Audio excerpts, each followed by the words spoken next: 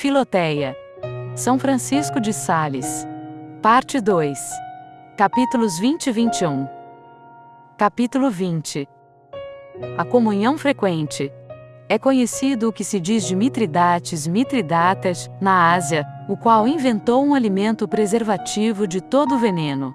Nutrindo-se dele, este rei tornou o seu temperamento tão robusto que, estando a ponto de ser preso pelos romanos e querendo evitar o cativeiro, por mais que fizesse, não conseguiu envenenar-se. Não foi isso mesmo que fez nosso divino Salvador do modo verdadeiro e real, no augustíssimo sacramento do altar, onde ele nos dá o seu corpo e sangue, como um alimento, que confere a imortalidade. É por isso que quem se aproxima muitas vezes e com devoção desta sagrada mesa recebe tanta força e vigor, que é quase impossível que o veneno mortífero das más inclinações faça alguma impressão em sua alma. Não se pode viver desta carne de vida e morrer da morte do pecado. Se os homens no paraíso terrestre podiam preservar-se da morte corporal, comendo do fruto da árvore da vida, por que não poderão agora preservar-se da morte espiritual, pela virtude deste sacramento da vida? Na verdade, se os frutos mais tenros e expostos à corrupção, como as cerejas, morangos e damascos, se conservam facilmente misturados com açúcar ou mel, não há que admirar-se que nossas almas, por mais fracas que sejam, se preservem da corrupção do pecado, se deixam penetrar da força e suavidade do sangue incorruptível de Jesus Cristo. O Filoteia, os cristãos que se condenam estarão ante o juiz justo, sem saber o que responder-lhe, quando ele lhes fizer ver que sem razão alguma e por própria culpa morreram espiritualmente, podendo tão facilmente preservar-se da morte, em se alimentando do seu corpo. Miseráveis, ele há de dizer-lhes, porque estáis mortos, se tinhais entre as mãos o fruto da vida. Comungar todos os dias é uma coisa que não louvo nem censuro, mas comungar todos os domingos é uma prática que aconselho e exorto a todos os fiéis, contanto que não tenham nenhuma vontade de pecar. Estas são as próprias palavras de Santo Agostinho, de acordo com o qual eu não louvo nem censuro a comunhão cotidiana, remetendo os fiéis à decisão do seu diretor espiritual, porque isto exige uma disposição tão extraordinária, que não a podemos recomendar a todos indiscriminadamente, e porque esta disposição se pode achar em muitas almas piedosas, não a podemos proibir a todos em geral. Um juízo sobre este ponto pertence à discrição do confessor, que conhece o estado habitual e atual do penitente. Grande imprudência seria tanto aconselhar indiferentemente a todas as pessoas a prática da comunhão frequente, como vituperar alguém que, por conselho de um sábio diretor, comunga assiduamente. É porque muito aprovo a resposta judiciosa e delicada que Santa Catarina de Sena deu a certa pessoa que, não aprovando que ela comungasse diariamente, lhe disse que Santo Agostinho não o louvava nem censurava. Pois bem respondeu ela com espírito, se Santo Agostinho não o censura, não o façais vós tampouco, e me contentarei do vosso silêncio. Estás vendo, porém, Filoteia, que Santo Agostinho encarecidamente recomenda aos fiéis, por seus conselhos e exortações, comungarem em todos os domingos. Faze-o, pois, quanto está em tuas forças, desde que, tendo purificado teu coração, como presumo, de todos os afetos ao pecado mortal e venial, tens a alma mais bem disposta do que Santo Agostinho exige, porque, além de não teres vontade de pecar, nem mesmo tens afeto ao pecado. Poderás até comungar mais vezes que só aos domingos, se alcançares licença de teu diretor espiritual. Bem sei que podes estar legitimamente impedida por motivos que podem provir tanto de tua parte como da parte daqueles com quem vives. Se alguma dependência, pois, te obriga a obedecer-lhes e respeitá-los e eles entendam tão pouco de sua religião ou tenham um caráter tão bizarro que se inquietem e perturbem por ver-te comungar todos os domingos, será talvez melhor, considerando todas as circunstâncias, condescender às suas fraquezas e comungar todos os 15 dias, uma vez que não pôde superar este obstáculo.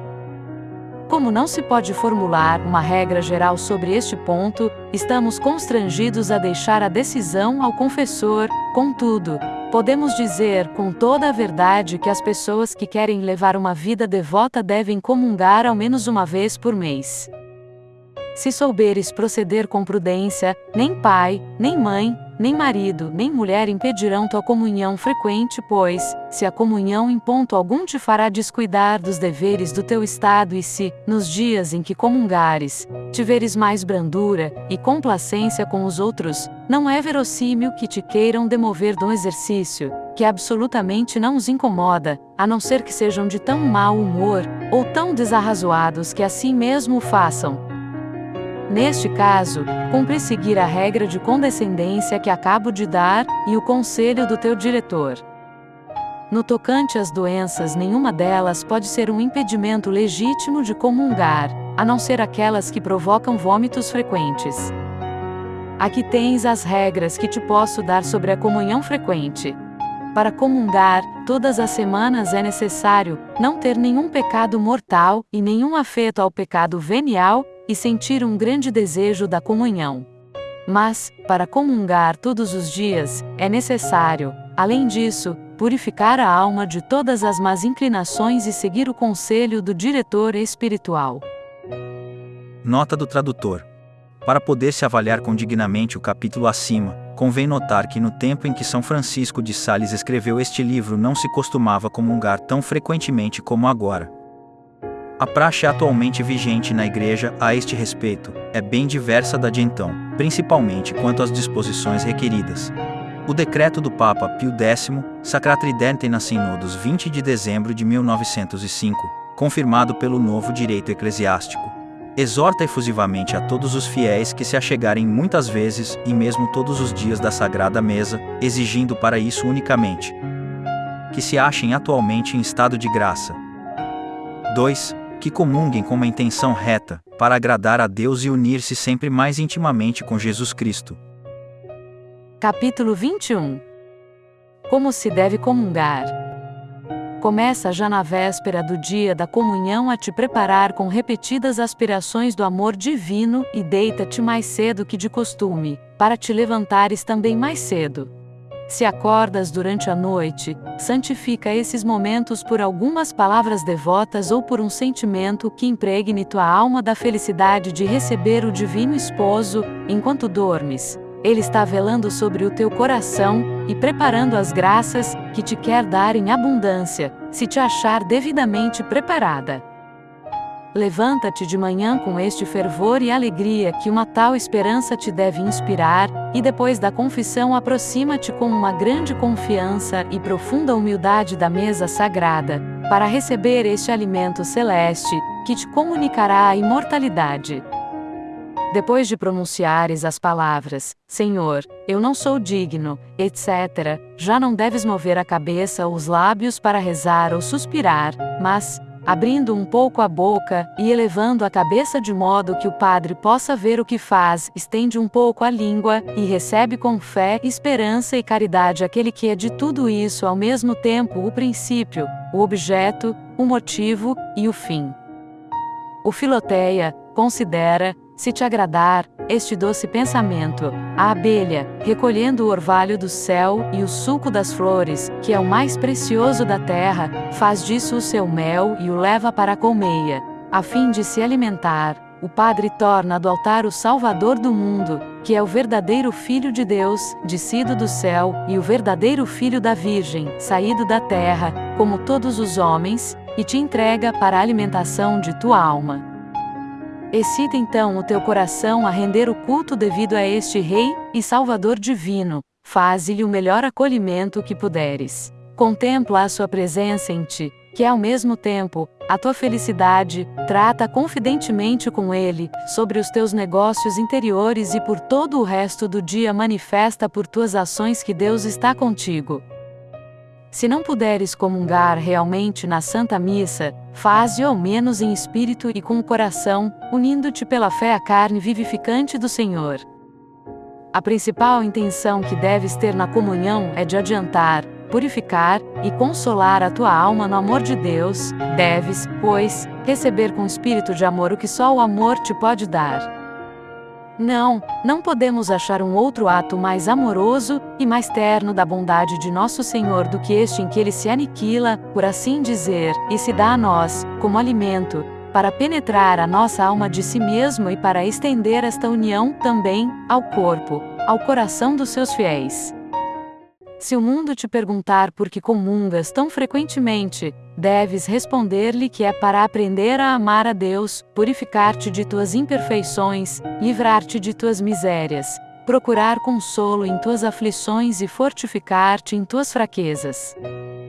Dize ao mundo que duas espécies de homens devem comungar muitas vezes, os perfeitos, porque, estando bem preparados, fariam muito mal, de não se chegarem muitas vezes a esta fonte de perfeição, e os imperfeitos, a fim de aspirarem à perfeição, os fortes, para não se enfraquecerem, e os fracos, para se fortificarem, os sadios, para se preservarem de todo o contágio, e os doentes, para se curarem.